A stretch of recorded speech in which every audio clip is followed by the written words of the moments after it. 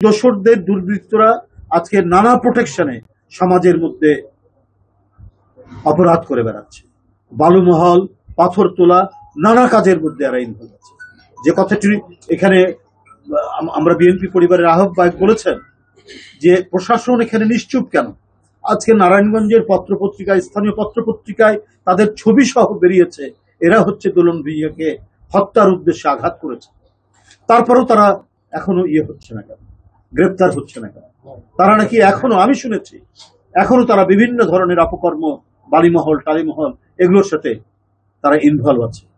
তাহলে এখানে প্রশাসন ছোট জগন্নাথ হয়ে তারা থাকছেন। তার মানে কি, আজকে যে অভিযোগটা উঠেছে যে প্রশাসনের বিভিন্ন স্তরে স্তরে আওয়ামী লীগের দোসররা তারা আছে এবং এই অন্তর্বর্তীকালীন সরকার এবং গণতন্ত্রের বিজয়ের মধ্যে দিয়ে যে মানুষের প্রত্যাশা শান্তির সহাবস্থান তৈরি করা, এটাকে নস্যাৎ করার একটি পরিকল্পিত প্রচেষ্টা চলছে।